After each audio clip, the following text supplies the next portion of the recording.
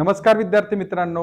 आज एमपीएससी गट ब परीक्षा त्याची पूर्व परीक्षा पार पडलेली आहे 14 जूनला. तर त्याची उत्तर तालिका बघा की आता प्रश्नपत्रिका जर तुम्ही बघाल तर खूप साऱ्या प्रश्नांमध्ये 10 ते 15 प्रश्नांमध्ये असं आहे की काही ठिकाणी सर्व पर्याय बरोबर आहेत, पण त्यांनी तो सर्व पर्याय बरोबर ऑप्शन नाही दिलेला आहे.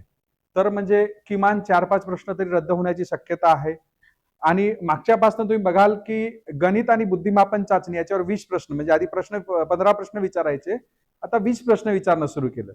आणि बाकी एमपीएससीचा जो त्यांनी पॅटर्न आहे, म्हणजे बहुतेक 5-10 प्रश्न असतात थोडेसे की एकदमच इयर वाईज किंवा काही असं विचारलेलं असेल, पण त्यांचा तो पॅटर्न आहे, तो पॅटर्न एमपीएससीने फॉलो केलेला आहे. म्हणजे प्रश्न खूप सारे प्रश्न तुम्हाला आर्टिकल 23 सारखे वन लाईनर पण प्रश्न दिसतील.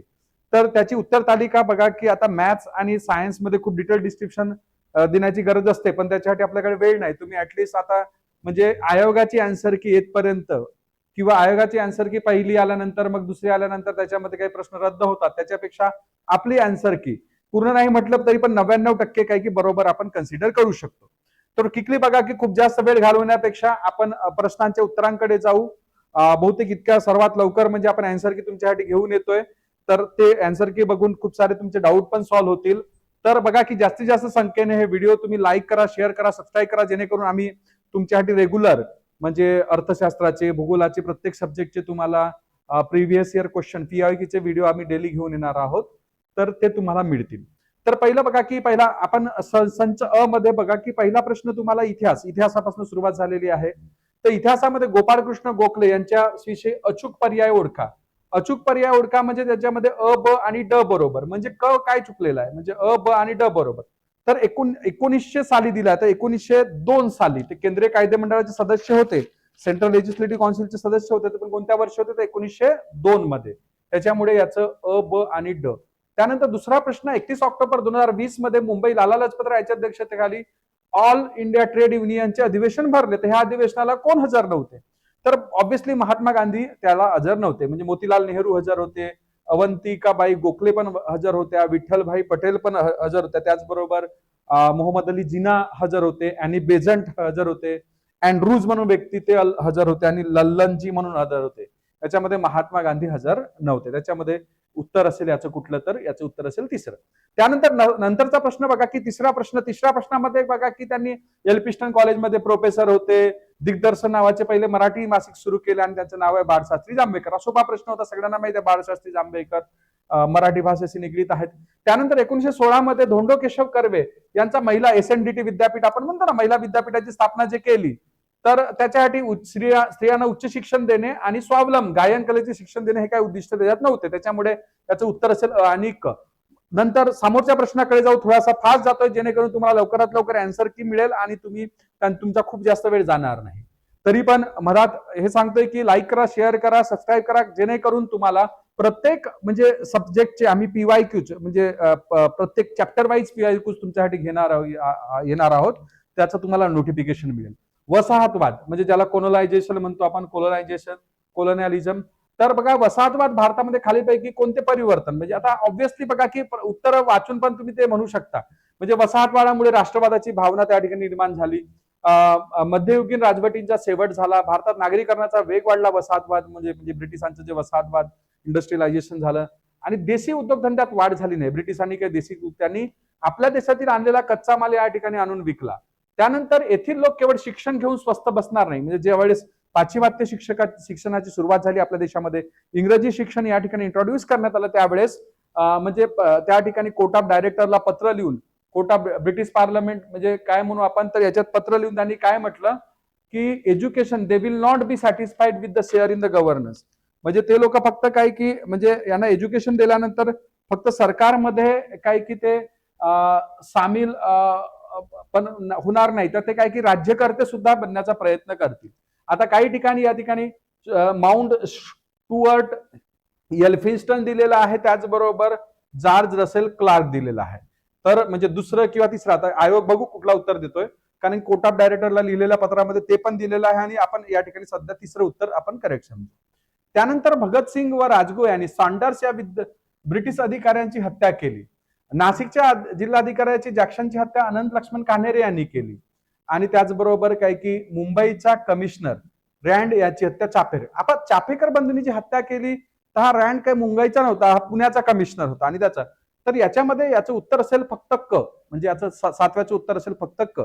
त्यानंतर 1909च्या मोर्ले मिंटो सुधारणा कायद्याबाबत हे सुद्धा म्हणजे 1909चा कायदा आणण्यात आला. त्याच्यामध्ये आपल्याला भारतीयांना काही मिळणार नाही, म्हणजे काय म्हणतो आपण बफेलो, तर मेल बफेलो जे काही दूध देणार नाही, अशा प्रकारे त्यांनी ते लोकमान्य टिळकांचं भाष्य होतं. त्यानंतर 1857च्या बंडात बंडवाल्यांना एक जरी समर्थ नेता मिळाला, तर लॉरेन्स यांनी म्हटलं तर एक जरी समर्थ नेता मिळाला असता तर बंड यशस्वी झालं असतं.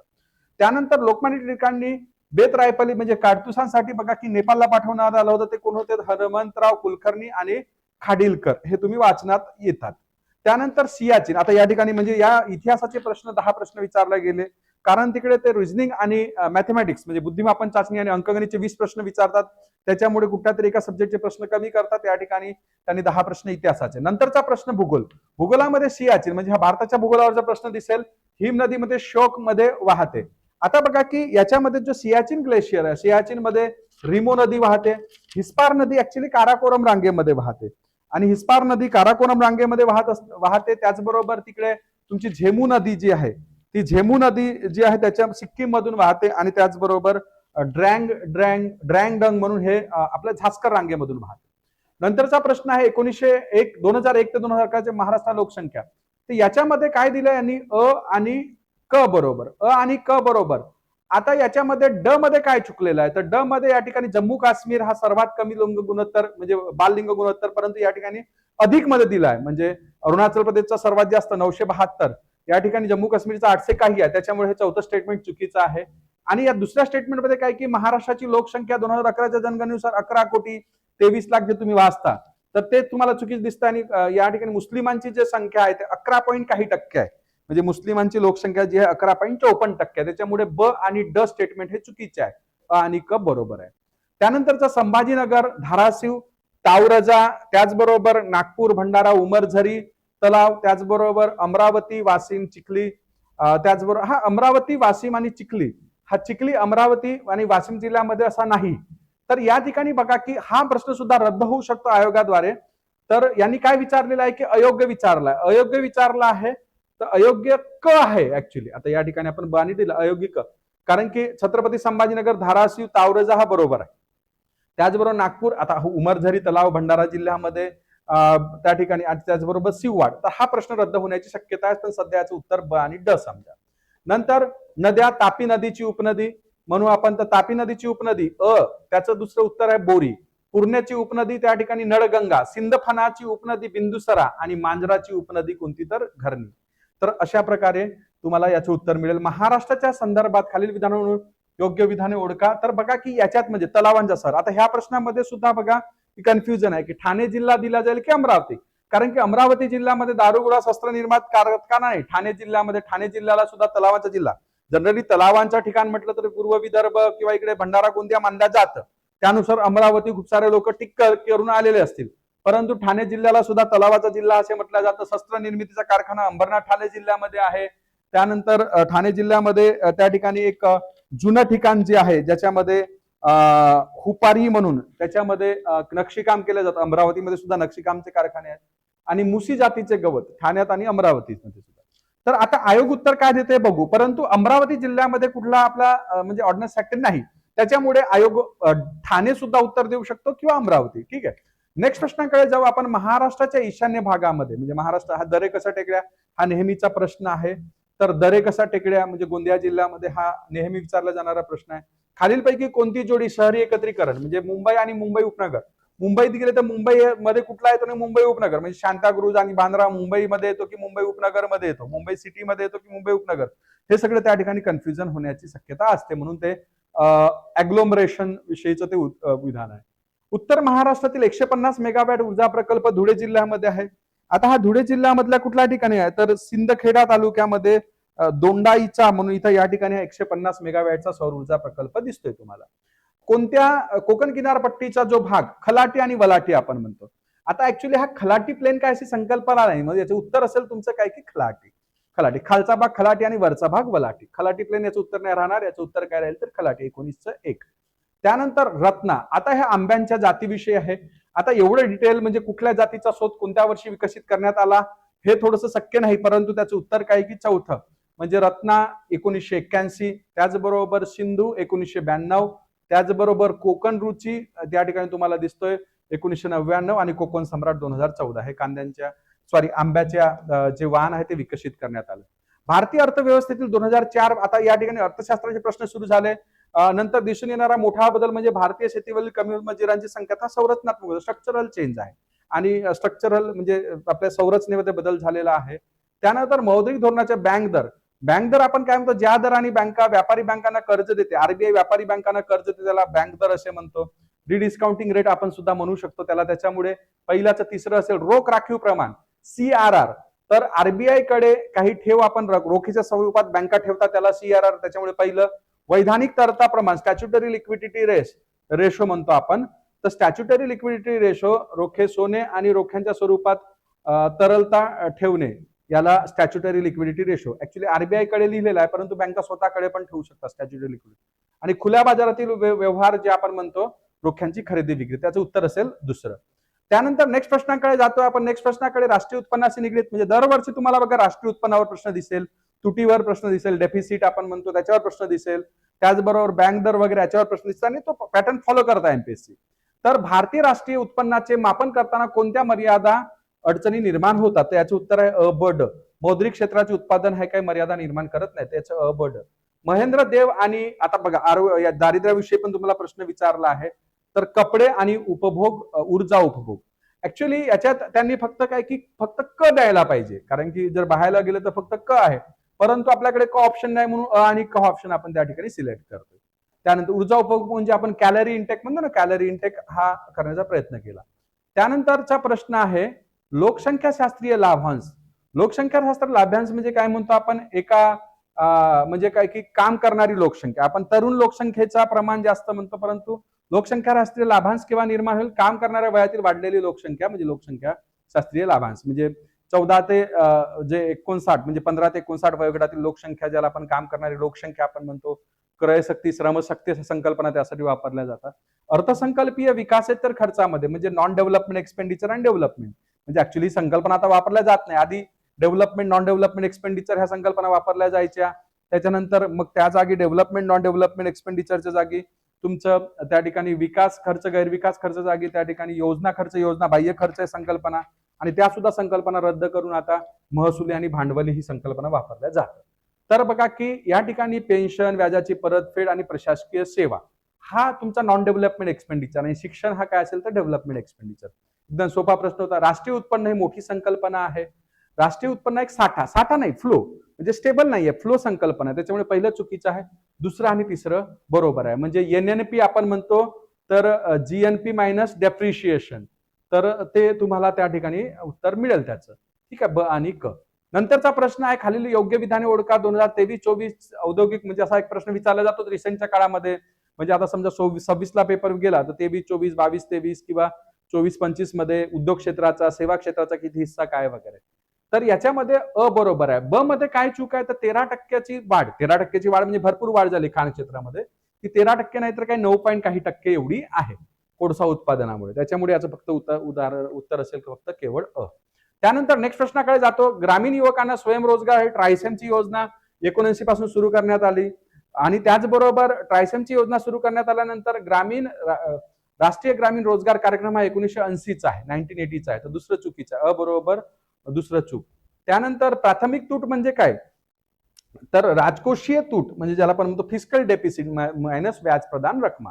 म्हणजे आता महसुली उत्पन्न मायनस महसुली खर्च महसुली तूट, भांडवली उत्पन्न मायनस भांडवली खर्च म्हणजे भांडवली तूट, एकूण खर्च मायनस हे फिस्कल डेफिसिट झालं.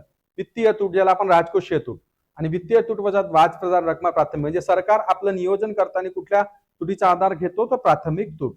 लेखा क्षेत्रात व्यवहारांची ओळख, नोंद, वर्गीकरण आणि सक्षम करणे म्हणजे हे अकाउंटिंगचे नियमच आहे. तर ते त्या ठिकाणी पहिला उत्तर बरोबर आहे. 2023-24च्या अर्थसंकल्पामध्ये व्यापार विकास सप्तर्षीमध्ये याचा समावेश नव्हता. मग सर्वसमावेशक विकास, हरित वृद्धी, युवा शक्ती, बाकी सगळं त्या ठिकाणी एम्प्लॉय म्हणजे महिलांचा विकास वगैरे ह्या सगळ्या 7 गोष्टी आहेत. त्याच्यामध्ये काही आपलं ट्रेड डेव्हलपमेंट हे नव्हतं. बहुराष्ट्रीय कंपन्यांच्या बाबतीत एकदम लॉजिकल प्रश्न होतो, याचं अ आणि ड बरोबर आहे.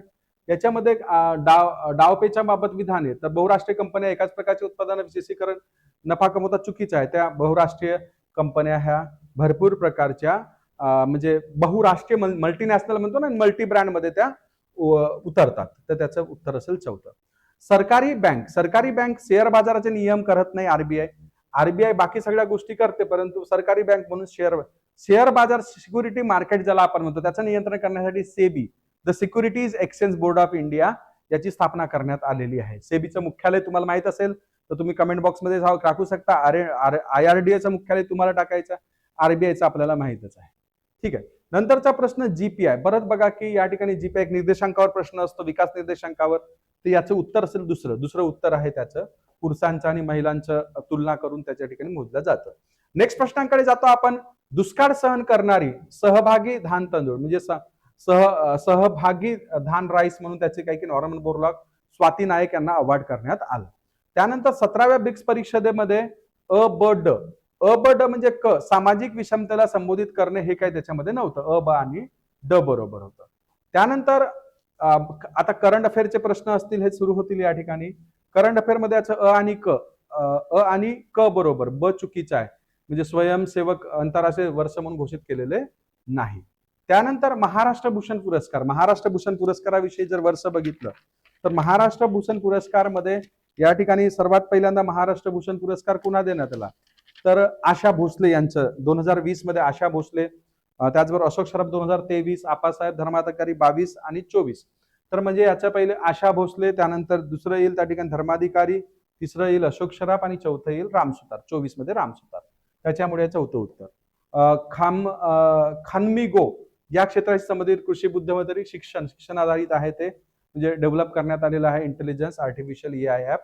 त्यानंतर खालीलपैकी कोणती बाब ही उभ्या शेतीचा व्हर्टिकल फायदा नाही तर शेती जमिनीवर अवलंबित्व असणे हे काय त्याचा फायदा नाही. नेक्स्ट प्रश्न आहे 24 मध्ये. सायमन हॅरिस म्हणून पंतप्रधान आयर्लंडचे बनले. आयर्लंड देश बहुतेक T20 वुमेन्स चालू आहे. कालच आयर्लंड विरुद्ध स्कॉटलंडची मॅच होती व आज पाकिस्तान वर्सेस इंडियाची मॅच आहे 7 वाजता. T20 world cup women's world cup आहे.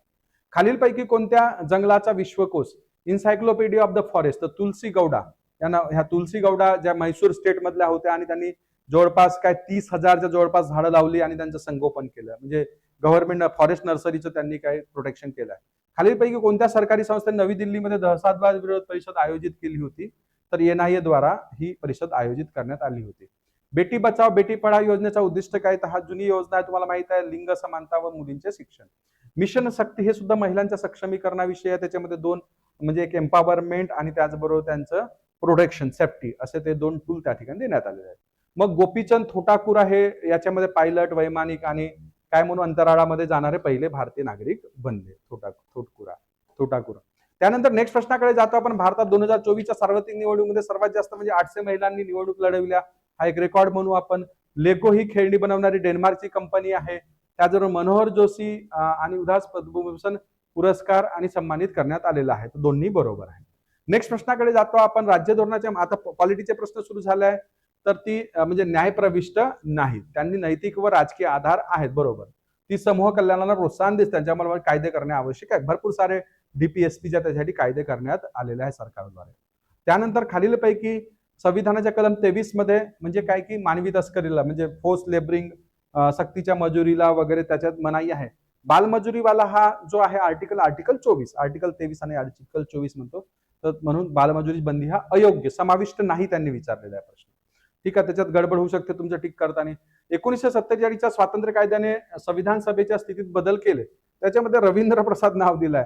राजेंद्र प्रसाद अध्यक्ष असायचे संविधान सभेचे आणि ज्या दिवशी म्हणजे कायदे मंडळ म्हणजे आपलं पार्लमेंट म्हणून मिळायचं त्या दिवशी आपले म्हणजे महाराष्ट्राचे मावळणकर हे त्याचे अध्यक्ष असायचे, लोकसभेचे पहिले स्पीकर आपण म्हणतो. नेक्स्ट, राज्य लोकसेवा आयोगाच्या सदस्याला राष्ट्रपतीला तो अधिकार आहे, त्याच्यामुळे दुसरं उत्तर असेल. त्यानंतर 55 व राष्ट्रीय संविधानाच्या म्हणजे युनायटेड स्टेट्स ऑफ अमेरिका त्याच्यामध्ये सुद्धा म्हणजे आम्ही भारताचे लोक असेल तर म्हणतो आपण आम्ही we are the citizen of United States of America. Sarpanch upsarpanch या ठिकाणी तहसीलदार याचं उत्तर आहे 7 दिवसाच्या त्यांना तसा मग काय म्हणून आपण मीटिंग बोलवावी लागते आणि 3/4 यांनी ते मंजूर व्हायला पाहिजे, तेव्हाच त्यांना दूर करता येईल पदावरून. त्यानंतर सर्वोच्च न्यायालय हे अभिलेख न्यायालय आहे, याचं उत्तर त्यानंतर हाऊस टॅक्स घरपट्टी हे ग्रामपंचायत वसूल करते, सर्वात सोपा प्रश्न. 12व्या अनुसूचीमध्ये नगरपालिकांसाठी आणि ड आणि ड तुम्हाला त्या ठिकाणी उत्तर मिळेल. नंतर भारतीय राज्यघटनेतील कोणत्या कलमानुसार? विधानसभा 170 कलमानुसार. उपलेखा निरीक्षण एका वर्षात तपासणी करावयाच्या 100 पैकी किती काय नगरपंचायती राहायला पाहिजेत? मुख्य पंचायती तर 20. त्याचबरोबर खालीलपैकी कोणती घटना दुरुस्ती शहरी? एकदम सोपं प्रश्न आहे. तर शहरी भागातील स्थानिक स्वराज्य संस्थांच्या संबंधित आहे. तर ग्रामीण स्वराज्य म्हणजे बघा 73वी घटना दुरुस्ती ही आपलं लोकल सेल्फ गव्हर्नमेंट, परंतु कोणतं local self? Rural self government. आणि 74वी याच्यात म्हणजे 97वी घटना दुरुस्ती कोऑपरेटिव्ह सोसायटी विषयीची आहे. तर ते चुकीनं बघा की ते दुसरं झालेलं याचं उत्तर असेल कोणतं? तर 62वाचं उत्तर आहे तिसरं. 74वी घटना दुरुस्ती. 97वी घटना दुरुस्ती कशाशी निगडीत आहे? कोऑपरेटिव्ह सोसायटीज त्याच्याशी निगडीत आहे. त्यानंतर खालीलपैकी योग्य कथानं ओळखा.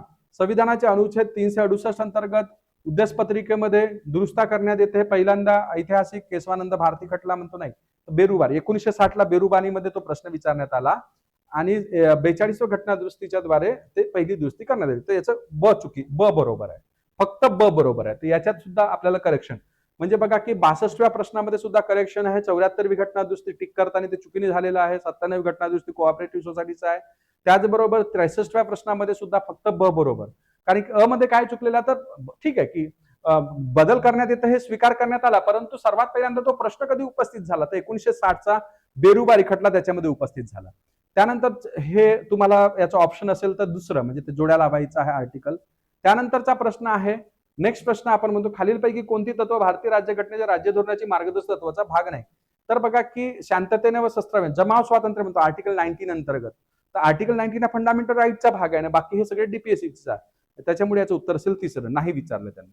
क्ष किरण आता सायन्सचे प्रश्न आहे पण त्यांची उत्तर आपण टिक करत जाऊ. तर याचं उत्तर टिक करत असताना बघा की फक्त चौथं उत्तर आहे 66व्याचं. त्यानंतर 67वा प्रश्न आहे त्या फिजन विषयी, तर फिजन न्यूक्लिअर फिजन विषयी, तर याचं दुसरं उत्तर आहे 70 सत्य सत्य. त्याचबरोबर ध्वनी ऊर्जा म्हणजे काय? तर यांत्रिक ऊर्जेचं कंपन करण्याचं स्त्रोत, ते त्याचं 68चं उत्तर आहे ते. त्यानंतर 69चं उत्तर आहे लोखंड, आयर्न आपण म्हणतो Fe. त्याचबरोबर खालीलपैकी आवर्त सारणीमध्ये पी गणात समावेश आहे तर इंडियम, तर ते त्याचं उत्तर आहे. सायन्सचे प्रश्न बघा की सायन्सच्या प्रश्नाचं फार आपण विश्लेषण घेणार नाही आणि मॅथमॅटिक्सचे पण फार विश्लेषण घेणार नाही. डायरेक्ट उत्तर टिक करा कारण यामध्ये भरपूर वेळ जाईल. आता बघा की कुठल्याही मूलद्रव्यामध्ये number of electrons is equal to number of protons. मग काही वेळेस बघा की जसं ऑक्सिजनचा 8 आहे तर त्याचा 16 काय की ॲटॉमिक मास आहे, म्हणजे प्रोटॉन आणि न्यूट्रॉन सारखे असतात. काही मूलद्रव्यामध्ये काही न्यूट्रॉन्स ची संख्या अधिक असेल त्याच्यामुळे ॲटॉमिक मास वाढतो, म्हणजे 17 दुणे 34 व्हायला पाहिजे क्लोरीनचा, तर मग 35 पॉईंट काय होतो. तसंच युरॅनियम. तर युरॅनियमचे वेगळे आयसोटोप, सेम ॲटॉमिक नंबर पण डिफरंट ॲटॉमिक मास, त्याला म्हणतो आपण आयसोटोप. तर युरॅनियमचा ॲटॉमिक नंबर आहे 92, म्हणजे त्याच्या ठिकाणी number of protons 92, number of electrons सुद्धा 92 आणि ॲटॉमिक मास किती आहे 238. म्हणजे आता याच्या ज्याने विचारला की न्यूट्रॉन्स किती असतात, 238 मायनस 92, 238 मायनस 92 146 त्याचं उत्तर असेल. म्हणजे म्हणून यांनी काय की ब वजा अ दिलेला आहे. थोडंसं ट्रिकी प्रश्न आहे त्या ठिकाणी, म्हणजे सोपा प्रश्न आहे परंतु ट्रिकी बनलेला आहे. नंतर 72वा प्रश्न आहे समुद्र काकडी सी कुकुंबम म्हणतो आपण, तो त्याचं उत्तर आहे बघा. याचं फारसं विश्लेषण सायन्सचं मी घेणार नाही. सिसिलियन याचं उत्तर आहे 73व्याचं तिसरं. त्यानंतर 74चं बघा की तिसरं. 75 मातीची धूप, त्याचबरोबर 76चं लिंबू वर्गीय सिट्रॉय ऑब्व्हियसली लिंबू वर्गीय हा प्रश्न आहे, त्याचं उत्तर आहे. त्यानंतर लोम माती ही सर्वोत्तम वनस्पतीच्या जोमदार वाढीसाठी चांगली असते. त्याचबरोबर नेक्स्ट प्रश्न आहे तो म्हणजे मेंदू व मज्जारज्जू याच्याशी निगडीत आहे, त्याचं उत्तर आहे फक्त ड. नेक्स्ट प्रश्न या ठिकाणी आपण 79वा म्हणतो मूत्रपिंडाशी निगडीत आहे, मूत्रपिंडाचं उत्तर आहे किडनी. त्याचबरोबर नेक्स्ट प्रश्न आहे 80वा, तो म्हणजे जीवनसत्वाशी निगडीत, म्हणजे काय की फॅट सोल्युबल, वॉटर सोल्युबल म्हणतो आपण. सोपा प्रश्न आहे. Which are the following vitamins are the water solubles, तर बी कॉम्प्लेक्स आणि सी.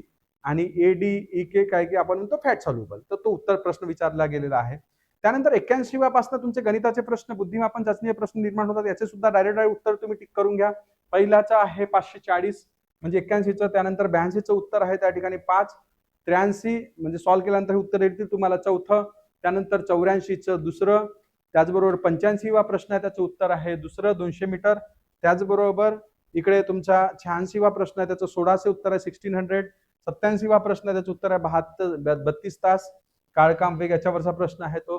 त्याचबरोबर रणधीर जवळ 10,000 रुपये होते, म्हणजे दर साल दर सेकडा, म्हणजे या ठिकाणी म्हणजे बहुतेक व्याज, सरळ व्याज जो आहे म्हणजे सिंपल इंटरेस्ट, त्याच्यावर प्रश्न आहे, त्याचं उत्तर आहे तुमचं 7,000. नंतरचा प्रश्न आहे काय आयताची लांबी म्हणजे भूमितीचा, जॉमेट्रीचा तुम्हाला प्रश्न दिसतो या ठिकाणी, क्षेत्रफळाशी निगडीत म्हणजे रेक्टँगल, एरिया ऑफ रेक्टँगल त्याच्याशी निगडीत प्रश्न आहे त्या ठिकाणी.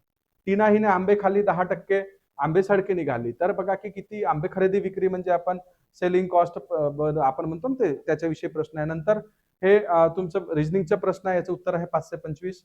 नेक्स्ट प्रश्न आहे त्या ठिकाणी तुमचा जो खालीलपैकी वेन डायग्राम विषयीचं, याचं उत्तर आहे दुसरं. त्याचबरोबर नेक्स्ट प्रश्न त्या ठिकाणी 93 आहे, त्याचं उत्तर आहे चौथं. त्यानंतर 94 प्रश्न, त्याचं उत्तर आहे तिसरं, पश्चिम दिशा, दिशा म्हणतो आपण डायरेक्शन वरचा. त्यानंतर 95 म्हणजे इन्क्लुझिव्ह प्रश्न विचारले आहेत सगळ्याच टॉपिकवर, जवळपास 20 प्रश्न 20 वेगळ्या टॉपिकवर, 20 नाही म्हणता येईल परंतु 15-16 टॉपिकवर विचारले गेले आहेत. काही काही टॉपिकवरचे 1-2 रिपीट झालेले आहेत. त्यानंतर 95 प्रश्न आहे, त्याचं उत्तर आहे पहिलं 48. त्याचबरोबर 96 प्रश्न आहे सिरीज आपण म्हणतो, त्याच्यावरचा प्रश्न काय की त्याच्यात नंबर सिरीज आपण म्हणतो, त्याचं उत्तर आहे 65. त्याचबरोबर नेक्स्ट प्रश्न आहे 97, त्याचं उत्तर म्हणजे हे कन्क्लुजन म्हणू आपण ना, म्हणजे अझरसन आणि रिजन असं एखाद प्रश्न, जसं सीसॅट मध्ये, एमपीएससी राज्यसेवेमध्ये सुद्धा विचारते, त्याचबरोबर युपीएससी मध्ये सुद्धा विचारते, इथं सुद्धा तसा प्रश्न टाकण्यात आलेला आहे. त्याचबरोबर एका शाळेमध्ये एबीसीडी हा इतिहास विषय त्याच्याशी प्रश्न विचारला आहे. तर त्याचबरोबर 99 प्रश्न आहे, 99व्या प्रश्नाचं उत्तर काय की वायची किंमत किती, तर 30 म्हणजे क्वाड्रॅटिक इक्वेशन आपण म्हणू शकतो, क्वाड्रॅटिक इक्वेशनचा प्रश्न. तर त्याचबरोबर नेक्स्ट प्रश्न आहे अल्जेब्राचा प्रश्न आपण म्हणू, एक चोर एका घरातील लूट करतो, पोहोचण्यात त्याला किती अंतर चालावे लागेल, तर 3 किलोमीटर. तर अशा प्रकारे बघा की 100 प्रश्नांची उत्तरे या ठिकाणी पूर्ण झालेली आहेत. आणि आपण जाणीवपूर्वक मॅथ्स आणि सायन्सच्या प्रश्नांचं एक्सप्रेशन घेतलेलं नाही. बाकी मॅक्झिमम प्रश्न म्हणजे 2-4 प्रश्न रद्द होऊ शकतात. काही प्रश्नामध्ये तुम्हाला कन्फ्युजन निर्माण झालं असेल, जसं युरॅनियमवाला प्रश्न होता. त्याचबरोबर बेरुबारी खटलावाला, त्याच्यामध्ये केशवानंद भारती खटल्यामध्ये पहिल्यांदा प्रियांबल मध्ये दुरुस्ती करता येतील की नाही हे म्हणजे मान्य करण्यात आलं, करता येईल म्हणून. परंतु पहिल्यांदा प्रश्न निर्माण झाला होता तो कशामध्ये निर्माण झालेला होता, तर बेरुबारी खटल्यामध्ये. तर असे काही प्रश्न आहेत त्या ठिकाणी, थोडंसं त्यात कन्फ्युजन आहे. आमची नारायण आयएस अकॅडमी आहे नागपूरला, तुम्ही ऑनलाईन आणि ऑफलाईन दोन्ही स्वरूपात आमच्याकडे क्लासेस उपलब्ध आहेत. प्रशस्त अभ्यासिका सगळ्या गोष्टी तुम्ही जॉईन करायला येऊ शकता. आणि हा व्हिडिओ लाईक करा, शेअर करा, सबस्क्राईब करा. आणि सगळ्यांना तुम्हाला तुमच्या पुढील वाटचालीसाठी शुभेच्छा. जीवन सुंदर आहे, त्याला आणखी सुंदर बनवा. धन्यवाद.